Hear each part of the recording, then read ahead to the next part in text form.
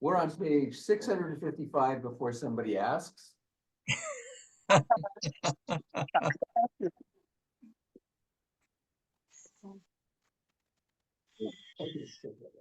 No problem. So we are in Parasha Tazria, but not even really the fun part.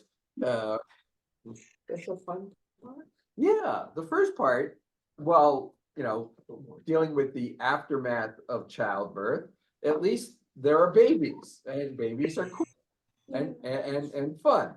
And But it's very discriminatory towards women, making them unclean and everything. yeah, well, I'm going to share with you a thought, which is in the ancient world, there was a serious concern with regard to the health of both mom and baby. While they didn't always understand it as such, the reality was that infant mortality in the ancient world, really into the pre-modern world, was incredibly high. And mortality amongst women postpartum was also pretty high. And so by sequestering them in some ways, they kept them away from infections and encounters with others, and really had an opportunity to recuperate from the process of giving birth. And by sequestering them and isolating them, they also had an opportunity to rest and bond. So while some of it is rooted in blood taboos and some superstitions, there were actually some practical, and I'd say even positive benefits that accrued as a result, right? So, and got to play with the baby. So we, however, are not in that part of the parsha. We're going to pick up in the middle of chapter 13, specifically with verse 29, and we are dealing with a variety of rashes and skin diseases. And for those of you who are planning to go to lunch after this, you may want to rethink that. Right. So one of the things that we discover in this parsha is there's a term that is used, specifically sabra'at, which is generally translated as leprosy.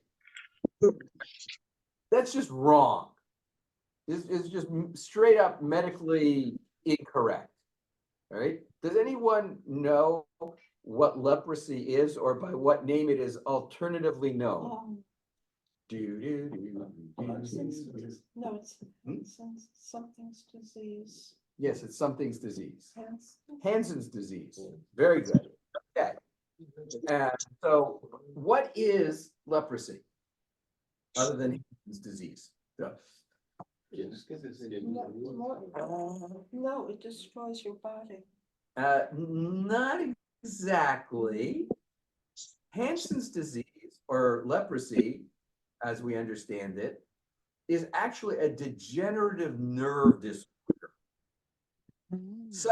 And all of the things that we associate with leprosy are actually secondary, either infections or injuries. So, for example, if you have a pot on the stove and you go to reach for it, the nerves in your hand, as you're getting closer, may say, "Whoa, that's getting a little toasty." Or if you grab it quickly, it sends this sharp pain through your hand, and you release it quickly so as to not damage your hand any more than you already have. Mm-hmm. Or you do something to a toe, or you bump into something, right? And you get a cut. Well, you or I would automatically do something about it because, ow, that hurt. I have to do something about it. Mhm. When you have Hansen's disease, you don't feel those things. So you more easily burn and get infections, and the things that the rest of us slough off because we clean it, we add we put antibiotic, we do all sorts of stuff, both, and even in the ancient world, it would treat stuff as they occurred, but you could only treat something if you know you've got it.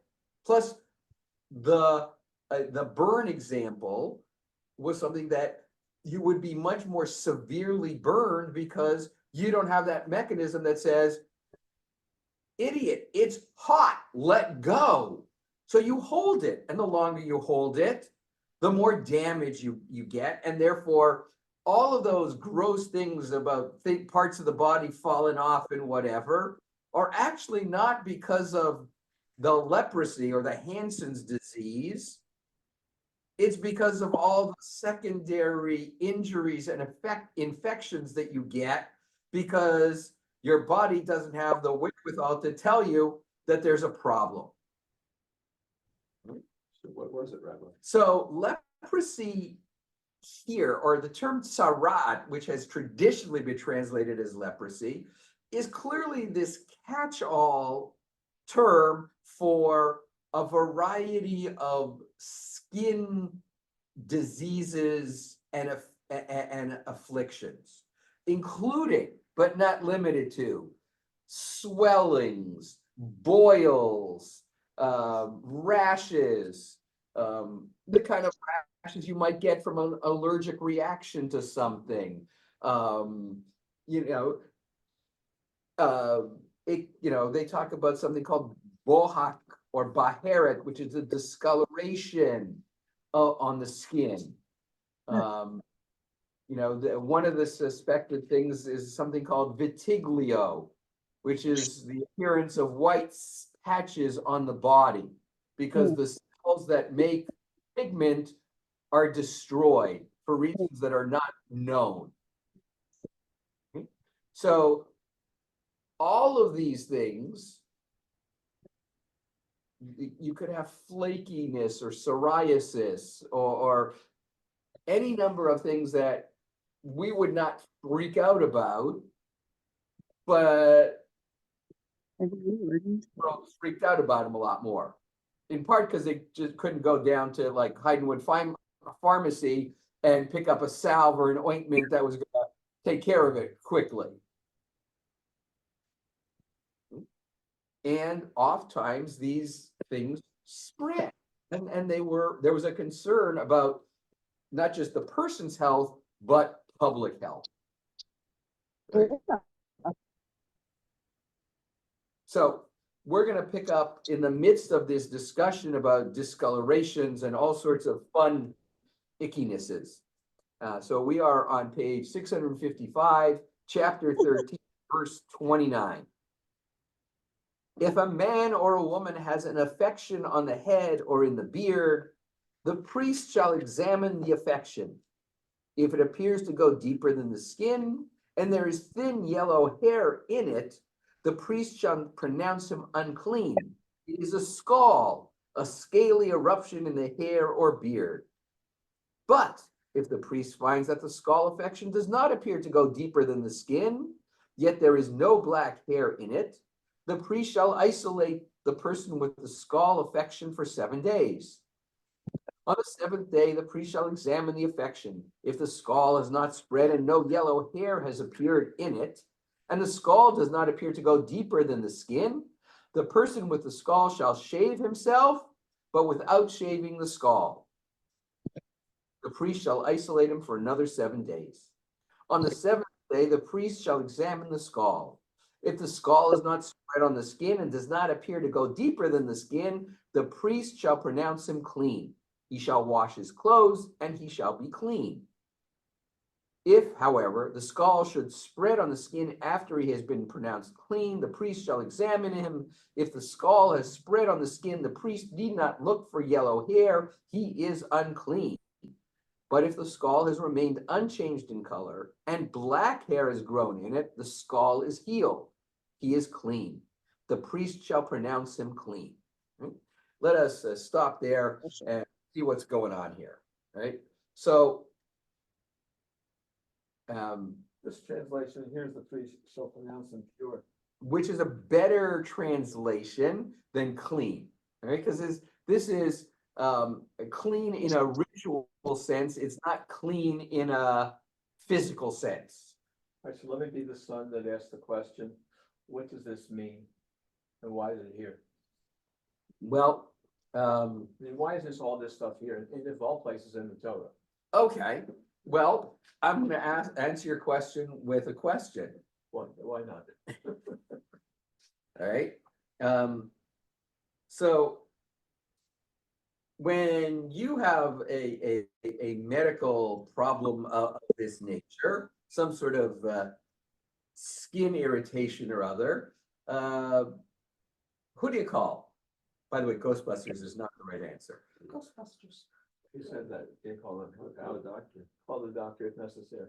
Okay, yeah, you might go to the pharmacy and consult. If that doesn't work, then you might call your primary, or you might call a dermatologist if you happen to have a connection to one, in order to try to resolve it. Okay. What is the person here called? The priest.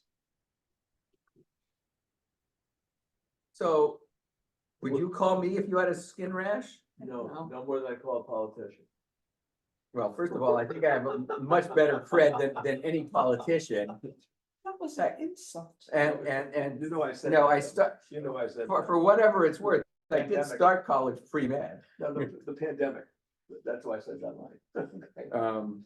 Anyway, Heck, I could pour you a cup of bleach as well as the next person. The dermatologist offered to shoot me. Well, that seems kind of rude, but Mark, you got your hand up.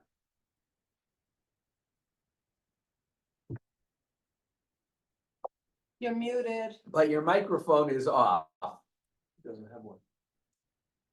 We heard him before, so we know we can Oh. talk. Yes, yes, I do have it. It turns out I needed to do a cold boot on the computer. That was all. But anyhow, the phrase "and does not appear to go deeper than the skin," would they actually cut into the tissue to see if it goes deeper than the skin, or how are No. they? This would be based on an external observation and maybe some palpation of the area. Right? For example, if you have a cut and you develop a scab over the top of it. Oh, like here. Yeah, like there. Some people came prepared for class. Right? You can look at it and you know, okay, this is just a scab that is part of the healing process. It's superficial. Yes, there's tissue underneath that's healing, but the scab itself is clearly perceived and understood to be superficial. So, as with most things, the more you see of these things, the more you get to be able to identify whether it is superficial or subcutaneous. But I still want to come back to the question of, who did the person go to see? He went to see, Priest, or the priest. the Kohen came to see him. You should be happy to know that that Kohanim apparently made house calls. Right? So I got paid extra for those. I'm sorry? I got paid Yeah, extra for those. Yeah, the Cohen first one. Yeah, I can't afford that. So so I'm gonna ask the obvious question. Why? Why go see the Kohen? Because you're a member of the community, and when something is a little bit odd or different or whatever, there might be some suggestion that it's something that could harm the entire community. Maybe it's a disease, maybe it's a. Yes, so therefore you go see, See your wife and ask her first, and then she sends you to the No. Lord. but it's this a medical thing. Why not go to the Center for Disease Control or its Israelite equivalent? And back then, people didn't know, and they were superstitious. You know, you had a god of this and a god of that, because what caused thunder before, was. Okay, but don't, no, So- don't be so disparaging of the ancients. That's But really no, it unfair. wasn't quite that way. But, so God can heal you, and who has a direct link to God? Okay, so God can heal you, all right, you forgot a step, And the Cohen's the intermediary. you still forgot a step. You need a sacrifice, No, not yet. prayer. Rhoda. No, not a prayer. I was wondering, are all priests able to do this, or were only certain ones trained in this area? There's no indication that specialized training was necessary, though I imagine that from what we know about the priesthood by the end of the Second Temple period, that there was a fair amount of specialization. That's what I thought. All right, but but that would be true for the guy who has to make the spice that is used in the sacrifice or any other aspect of ritual. Okay. Thank you. Mhm. You are forgetting the thing that you don't want to hear. What's your curse? Hmm? Your curse? Well, you're getting closer. Sin some way? Yes. Disease was perceived as punishment. Punishment comes from God. Plus, if you are in a state of ritual impurity, you are a danger to the whole community, regardless of whether you are medically infectious, because ritual impurity affects the presence of God in the community and drives God away. So first and foremost, the Kohen has to determine whether you are a source of ritual impurity and therefore an endangerment to the presence of God and the well-being of the community. Plus, if in fact you have one of these things, it's because you did something you ought not to have done and need atonement. Healing does come from God, but only after you've atoned for the reason why you are being afflicted. This is not a paradigm or model that we particularly like or embrace, but it was the reality in which the ancient Israelites lived. So then comes the question, which is almost the Kushner question, is what did I do to deserve this? Well, Or can you answer that one question? Because, and unfortunately, rabbis do have limits and they can answer questions up to a point, and they can't always answer the question, the why. well, on one level, the answer is I may not know why, but it's harder for me than it is for the Kohen. The Kohen would turn to you and say, okay, you're not Job. Job suffers without having sinned. So what the heck did you do? This is Job, J-O-B. Yeah, that guy. I thought you said Job. No, not Joe. Job. I don't know well. Okay. So what did you do? Well, I don't know. I don't think I did anything. I just trust me, you did something. Yeah. All right. So let's get you first of all, let's figure out whether this is aggressive or limited. Let's figure out exactly how problematic your situation is, but know that whatever it is a result of you did something bad. Now, bad is not necessarily criminal, right? Running afoul of God was pretty easy in the ancient world and could be done accidentally. And the Torah in the earlier part of Leviticus deals with the question of what are the sacrifices or things that you do to atone for mistakes that you made that you didn't even know you made at the time, right? You can make an error in that you did not know what the law was, and therefore you did something, or you knew what the law was, but you didn't know that the thing that you were doing was a violation of the law. Right? I give you a very, very ungood example, right?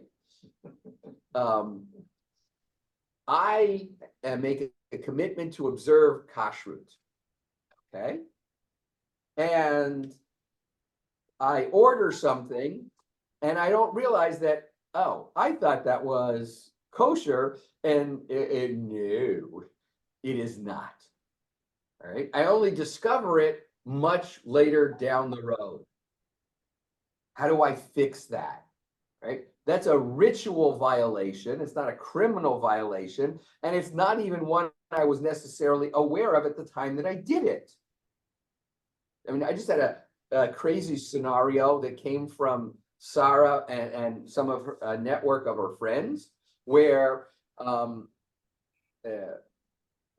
this one gentleman who works on the beer side of a cidery, the company gives like employees at the end of the week like a 6-pack, whether of beer or cider, and so he brings it home, right? And their cider or their pure, there's one part of their cider is something that is generally accepted within the Orthodox world for drinking purposes. Now, it's not hechshered, but they'll drink it because, like, there's a lot of liquor that is drunk that doesn't have a hechsher.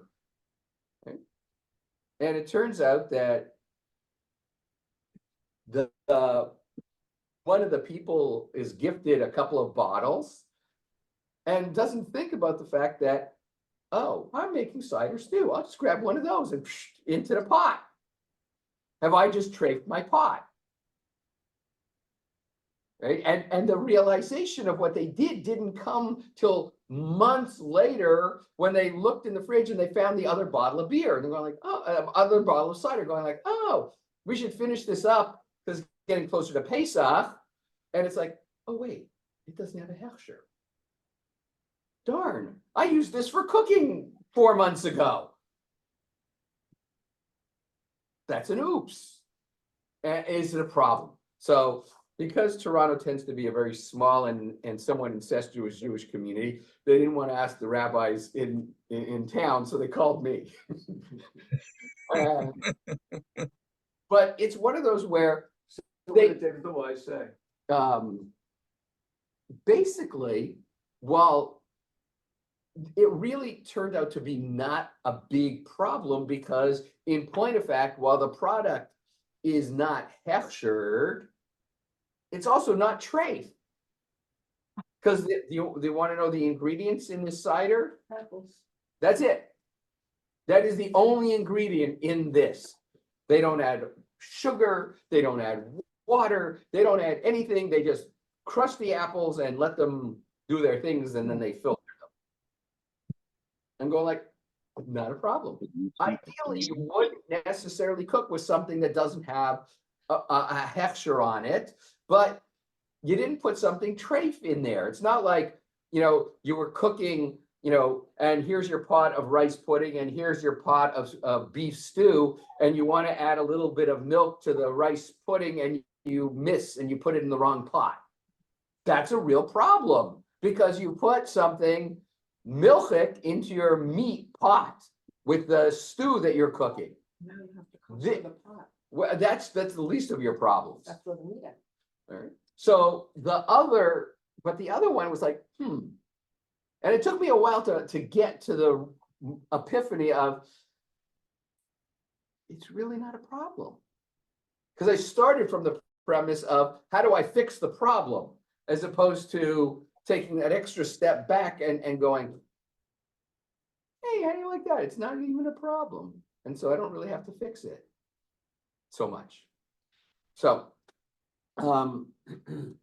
that's the deal here, is you have to go back and figure out what the problem is, or preemptively go through the ritual of atonement in order to be forgiven, so that you can be eligible for healing. But what happens if you don't heal? Oh, then If you have Hansen's disease, if you have eczema, you're outcast from your community. yes, you are. Now, theoretically, you don't have to be outcast because of Hansen's disease. People just did it because people with Hansen's disease tended to, end up being kind of gross. Yeah. And the reality is that there are, in the Parsha, as we get later on, examples of people who have these things in perpetuity. Right? Now, on which today doesn't matter, because the issue of ritual purity is not relevant, right? The issue of ritual purity only, in this sense, really only exists with regard to the presence of a sacred place in the center of the camp, or a sacred place in the center of the country, the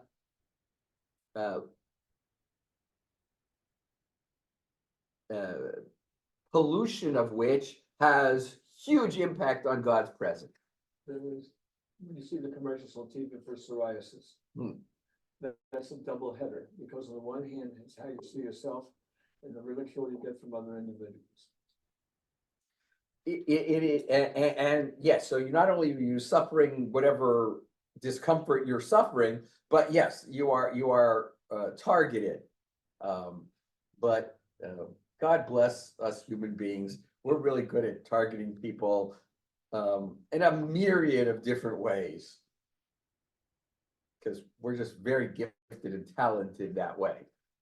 What? Yes, Bill. Hi, I was gonna ask, I recall there were cities of refuge where people went to be, often if they had robbed or killed or something like that. Would that affect leprosy? Could people that were lepers go there and be protected as well? No, cities of refuge were designated Levitical cities, which were inhabited by Levites, to which someone who accidentally killed another person could go to. Okay? So in the early biblical period, if A killed B, then B's family would come after A to try to avenge the death. This is not a really good system.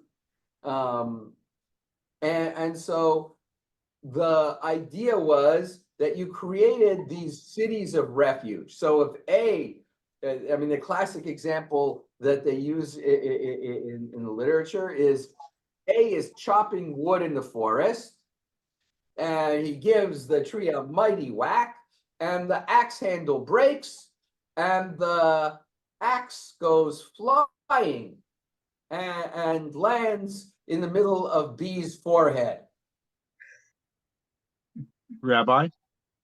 Hold that thought for half a second. B dies, and A runs away to the city of refuge, where a trial is held to determine whether it was in fact accidental or deliberate. And if accidental, that person stays in the city of refuge until the death of the Kohen Gadol, at which point he is allowed to go free with impunity. Right? So you could be in the city of refuge for a month, or for decades, depending on the age and stage of the Kohen Gadol when you enter. Okay, Bill. Yes, thank you, Rabbi, for that explanation. And one other question, if you would. I was thinking, what about ritual baths? I recall the mikvah. Would lepers go to be ritually healed there, or they're excluded from the mikvah because of their disease or condition? Okay, so ritual baths are a much later function.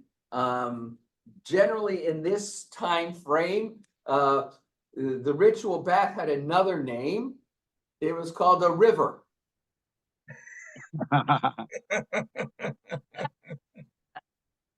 Right? Or a lake. That went to a natural body of water. The existence of ritual baths is a very, well, it's a relatively late thing. It probably, I mean, I don't know the full history of mikvah, but I don't know that you have such a thing really until you build the temple in Jerusalem, and maybe even later than that.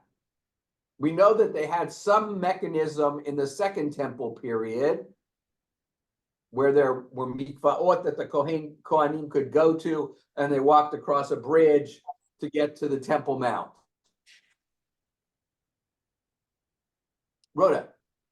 Is Mayim Chaim referred to as part of the Torah, though? Mayim Chaim is a term used in the Torah, and it refers to living water, right? But their definition of living water means free, a river or a spring or some naturally occurring and flowing water, right? It's part of why building a mikvah is so complicated, because you need how many of you have ever visited a mikvah? 1, 2, 3. Okay, so most of you have visited a mikvah. Okay, good. This will be easier. So the part of the mikvah that you saw or went into, if you went into one, all right, kind of looks a lot like I don't want to say a bathtub, but it's a tiled, enclosed area. Yes? Yes. Okay. So, and the water that's put in there, if you saw in the side of the wall, there's a faucet, and you turn on the faucet and the water goes in.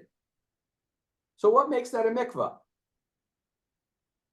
The water flows in because it doesn't make No and no. Double no. Well, one side. PJ's was rainwater, wasn't it? Okay, so PJ had one when they were. yes, but you didn't go into the rainwater. No.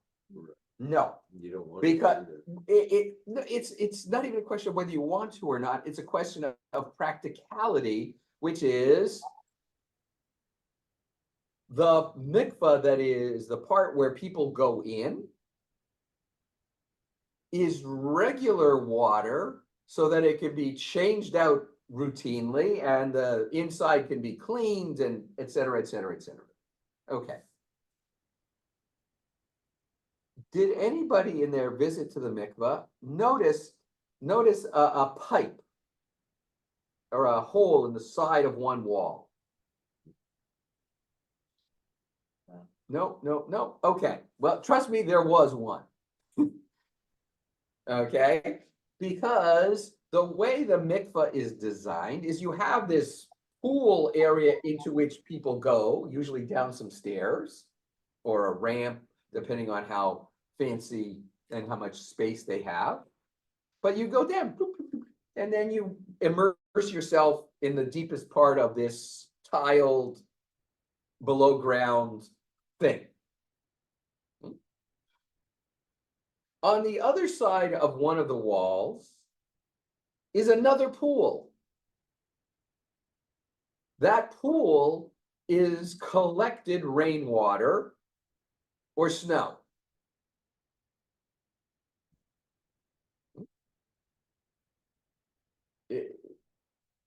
But snow is usually only used when you're first getting started, so you have a large quantity. You get a refrigerated truck and you send it up to Maine, and they bring down a truckload of snow that you put in there, and then it melts. But mikvaot are designed with a very elaborate system of concrete pipes that go all the way to the roof. And on the roof, there are concrete funnels that funnel the water into the pipe, and the pipe flows down into the mikvah, into this pool. Connecting the pool of rainwater with the pool of regular water is another concrete pipe. Why? You notice the makeup of these pipes so far? They're natural. They're made out of sand. They're made out of earth type things. They're not made out of metal. Okay? The faucet that you turn on into the regular pool is a regular old faucet. But so you have this pool of rainwater, and it's doing its thing, and it's hanging out. And then we need to use the mikvah. Fill the thing, blah, blah, blah. And then you open this pipe that connects the two pools. And what happens when you take the barrier from between them? The waters go this way and the waters go this way, and they equalize. And the rabbis call those kissing waters, because the water comes from here and goes smoochy smoochy. It is the connection of this body of water with this body of water that renders the entire thing a kosher mikvah, as long as the relative proportions are correct. Don't worry about what those are, right? That's what creates a mikvah. It's one of the reasons why most authorities don't use things like a swimming pool, because there's nothing natural in how the water of a swimming pool is gathered or collected. Most modern mikvaot, hold that thought for half a second, Mark. When the pool of rainwater is not actively being used to connect to the other pool, there's usually some sort of prop or something that stirs the water so that it doesn't get brackish or anything like that. And before you connect the two, you turn that off, so it sort of resumes its natural state. But you can see how building one of these is challenging, complicated, and expensive, and maintaining one is expensive. Okay, Mark. On the rainwater pool of water, Mhm. how do you keep bugs and leaves and other stuff from nature from getting into it? Do you have sophisticated filter system over the top? Yes. Or Yes. How about the bacteria? That's what the The propeller is, to keep the water moving so it doesn't Yeah, I have a rain barrel at home that I collect rainwater for my garden, and I have to put a certain treatment into it, a little tablet, because if it's just mosquitoes will will Well, come home and lay their eggs. Well, yours is outside as opposed to inside. Yes. And B, you don't have this thing that's stirring up the water to discourage that kind of stuff. Just me every now and then, but you're right. Okay, well, no, Right. so this is this motor, this thing is constantly Right. churning, except for the time when the mikveh is in active use. Okay, that's true. So there's usually a switch, so let's say I'm taking someone to the mikveh before their wedding. Okay, or I'm arranging for someone to go to the mikveh. And the person who's escorting the bride will go in and flip the switch to turn off there's a term that I just can't think of. The spinny thingy. And they will pull the separation between the two bodies out, rendering it into a completely kosher and fit mikveh, and then the bride can go take a But how dip. much rainwater are you using? Because if you're in. A lot. Orthodox- If you're in a large Orthodox community, say in Brooklyn, people are regularly going in there. You don't go into the rainwater. That's the whole point. That's what I'm saying, how much of the rainwater gets mixed with the regular. water? None, Ah, none. It's only in the pipe. Only in the pipe. That's why the rainwater is essentially preserved so you can have the same, which is why you need the propeller thingy to keep the water from getting messed up, because that rainwater, once it enters, is there for a very long time.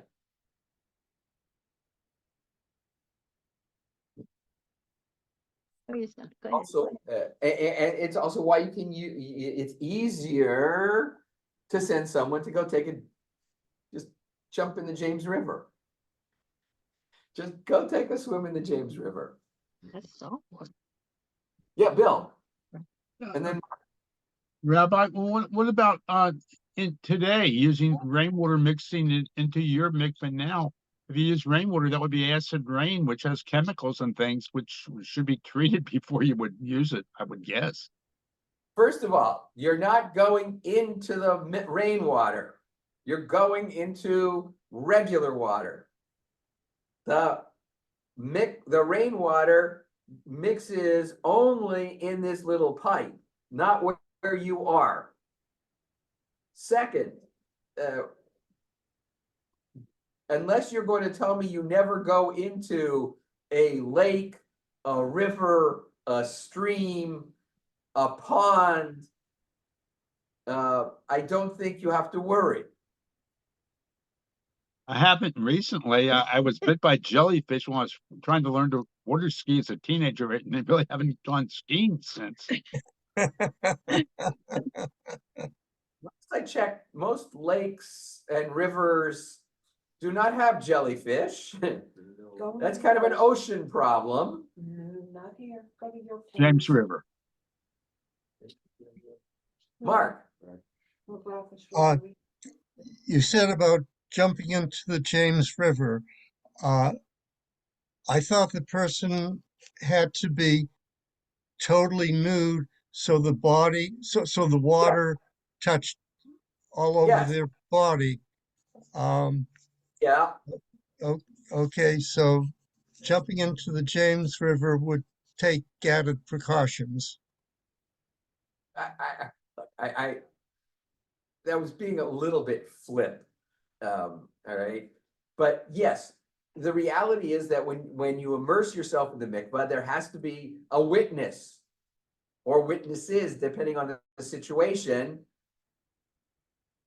All right. So if you're using a natural body of water, you create areas of privacy. Right. For example, many summer camps, though built on a lake, will accommodate those people who need to go to mikvah in the lake. And they'll do it late at night when the beach is clear and the person goes into the lake with stuff on, removes the stuff once they're deep enough in the water, immerses themselves, and then puts stuff back on and then comes out. Yes. Your lake makes me curious because the way you describe the mikveh, you have two different sources of water at some point kissing, coming Yes, but we together. don't need that in a lake, but because the whole lake is a natural body of water. But you don't have You don't need it. The only water. reason the only reason you need it is because you're mixing regular tap water with rainwater. In a lake, I don't need to do it at all because the entire thing is a mikveh. Oh, thank you. Right? That's the beauty of using natural bodies of water, is that you don't need all of the complications that modern mikvaot necessitate, because it's not so easy to always use natural bodies of water. Not to Then mention why that was here they're cold. On the back porch. then why was this community trying to raise a whole bunch of money to build a mikveh since we have multiple bodies of water nearby? Because they're not using natural bodies of water are not simple either, because of issues of privacy. Well, if you go under the water and then take off your bathing suit, Mark, let it go. okay. Not that simple. If you think it's that simple, I'll take you down to the James River in January, and you'll let me know how enjoyable the experience is. I'm told it's very healthy to have a cold shower. Gesundheit, don't know many people who would be joining you. Yeah, save us. Thank you. Those of us, just as an aside, I know you're relatively new to our area. Those of us that have grown up in this area know how nasty the local water is. Just sharing. and the only place I'll go swimming outside is in the ocean. I love the ocean. To me, that's okay. Just sharing. Okay, we move on. Can we move on? No, I don't have on your comment, I mean, that way, but is there something No, else it's that just you wanted to cover in the last 15 minutes? Yeah, I didn't expect to cover this in the last 15 minutes, so there we go. All right, so the process is, and this goes to the question you asked way back when, as to what this is doing here, right? What's the dominant concern in the book of Leviticus? Purity, holiness. Ritual purity and holiness. And the manual for the Kohen. Well, the Kohanim are the ones who have to preserve, protect, and ensure the ritual purity of the cultic center, of the camp, of the community. And so they need both to know how to identify ritual impurity or sources of ritual impurity, and how to help correct it. But putting it in a religious context, because it's Vayikra El Moshe.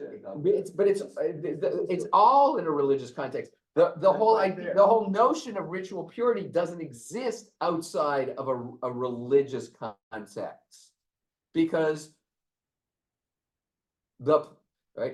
the only reason to have ritual purity is because you are engaging in religious activity. Right? So you, let's say, become ritually impure for whatever reason. We banish you to some degree so as to not anger God by your presence, because your ritual purity or lack thereof if you were to enter the sacred space, that's a disaster in the making, because your ritual impurity is now infecting the sacred space. Your ritual purity, your lack of ritual purity is a danger even in the camp, because you are a source of contamination to others and to things, which could violate the sancta if brought there. All right, not to mention the fact that if you're suffering from some of this, it's because you did something wrong and you're a no goodnik.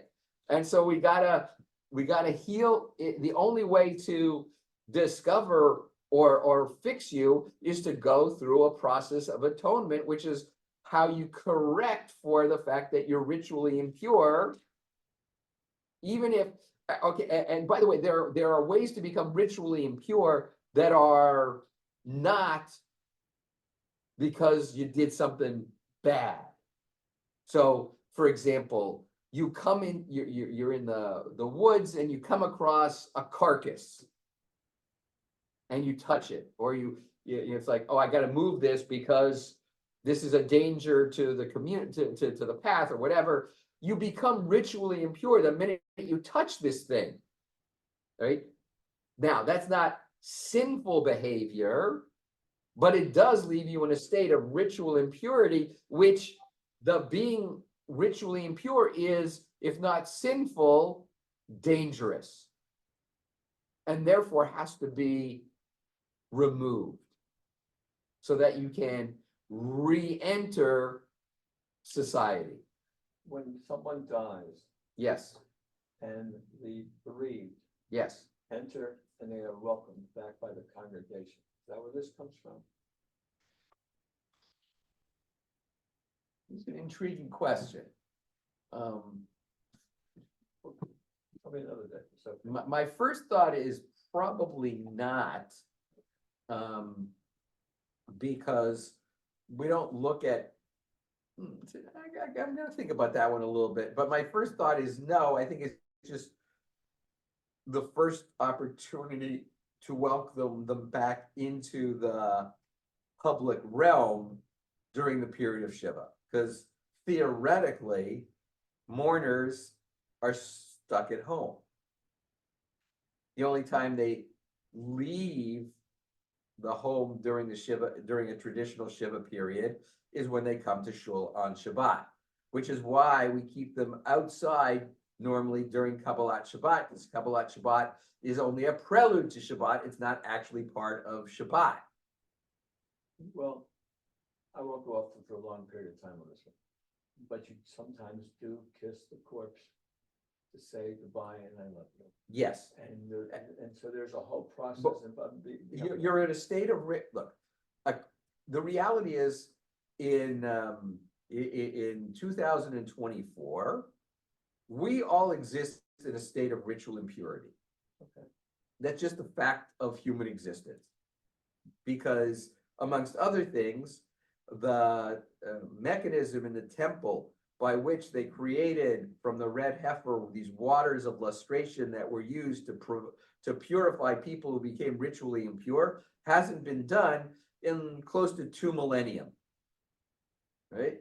So we all exist in a state of ritual impurity. We preserve certain behaviors in part as a way of aspiring towards holiness and preserving certain mechanisms of holiness. But the reality of things is that we are ritually impure, period. There are just too many sources of ritual impurity around us all the time. Okay. Thank you. Mm-hmm. Okay, so so part of what we're seeing here is the role of the Kohen is sort of, he's a little bit like the medicine man, right? But with less flourish and fanfare.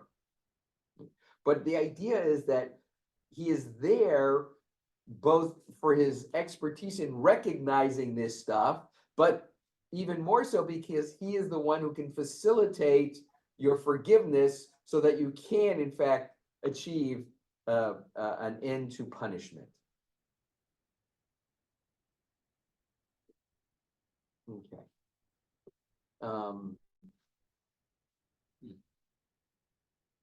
Right, so I want to pick up at verse 40 if we can quickly. If a man loses the hair of his head and becomes bald, he is clean. Thank you. If he loses the hair on the front part of his head and becomes bald at the forehead, he is clean.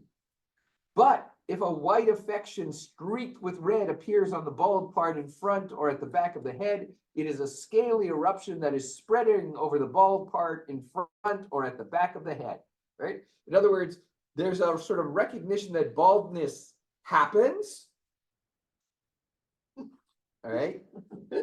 But is the baldness just a natural phenomenon, or is it a byproduct of some infectious disease, right?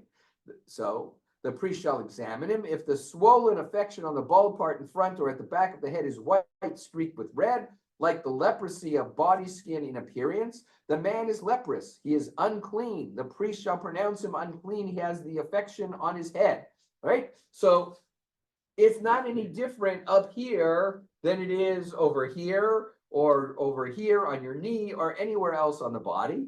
The symptomology is the same, but don't automatically assume that just because Yankel is losing his hair, that it's a disease issue or a punishment issue. Though I know far too many people who look at it as if not a punishment, hardly a blessing. I've never yet met anybody who said to me, "It's okay, I save on shampoo." I use a coupon, not coupon, I use a Q-tip rather than a wild gum. Never mind, that's my joke. Okay. That was a coupon. Right? And as for the person with a leprous affection, his clothes shall be rent, torn. His head shall be left bare. Normally you would cover your head. And he shall cover over his upper lip. And he shall call out, unclean, unclean. He shall dwell apart. His dwelling shall be outside the camp, as long as the disease is upon him. Right? It's a warning label. Stay the heck away from me. Best case scenario, I'm a source of ritual impurity. Worst case scenario, you could end up with the same infection because even if it's only a rash or something, some of these diseases were infectious. Rabbi, I have Yeah. a quick question. Were there priests in the environs of Israel outside of Jerusalem and the temple? I mean, Yes. okay, they were in each community then. All right. Again, it's hard to know exactly what happens at exactly what point in the process. But one of the things that is clear is that you have Levitical cities around the country, and you have Kohanim who are living in those Levitical cities as well, and that there was a mechanism by which you had priests who were stationed full-time at the temple in Jerusalem, and then you had priests from around the country who came in turns on a schedule to come and participate in the worship. Okay. And when the Kohanim from your community went to Jerusalem, it was a big deal, and you had all sorts of celebratory activities in your town and special worship in your town while your Kohanim were representing you in Jerusalem. That's good, because I mean, in terms of application of this to then that makes sense, because there would be a priest on site or within They were more locally available. locally available. Good, thank you. Yes, yes. And It's interesting because it's a nice place to end. But if you think of different cultures, how important hair is, and how you change your hair depending upon like a rite of passage, that your hair is changed in a different way. Mhm. The other one is, I thought of the nun story. The first thing the nuns do is their hair's cut, because that's take away the pride. In the military, they cut your hair because they want to break you down and they want to build you back up. Okay, the other one I wanted to, if I can do this for 30 seconds, when you asked your question, I watched a piece on Masterclass, which I absolutely loved. And it was the one I was becoming an astronaut, which I liked. I was fascinated about how much the astronaut had learned about anatomy, physiology, and medicine. Because you're, and if you think about it afterwards, it's because you're all the way out there alone. Yes, And you it- can't call the local priest You and say, "Excuse me, I'm down here, Kohen, I need a Kohen." Yes, unless you take one with you. No, look, the reality is that you need that skill set because there ain't nobody else up there. Yeah, and in our society, we take it for granted. But when you go in certain parts of the country, like in rural America, they will pay big bucks to get somebody there because nobody wants to practice there in this middle of nowhere. Right, and this is a huge problem in rural America. I will tell you that in Quebec, for the longest time, and they may very well still do it, because it's socialized medicine and you're paid by the government pays premiums to people who go to remote communities. Still do it. And the idea is that, okay, you just graduated from medical school, go spend 5 years in Pointe-au-Pic or Trois-Rivières or somewhere remote. And people do, because the cost of living up in these remote areas is bupkis. So they're getting paid more, expending less. And then when they want to move back to Montreal or Quebec City, all of a sudden they've got a nice little nest egg to put down on buying a house. That's how Quebec solved it, because Quebec is huge, you know, and lots of little towns and communities dotted all over the place that were really suffering for lack of medical attention. Is that a national process or is it? Each province administers its own medical Okay. program. Rhoda. You're muted, Rhoda. And I think she's trying to find the right button. I was trying to find the button. You're right. Thank you. The Chumash that we are using also says that another reason for shouting as a warning is also not as a warning, but as a request for prayers on his behalf. Yeah, that's very nice. That's not why they did it. Well, that was what they said here in the Talmud. Very nice. It's very, but in truth, it was a shaming mechanism. They dealt people in the middle. You know, of this. it was a shaming mechanism originally. That it was people should pray on his behalf is a very nice rabbinic overlay, but it really does reflect a much later stratum of thought. Thank you. All right. Be well, everybody. Thank you very much, Rabbi. Can I have Thank you, Rabbi. 2 minutes? Sure.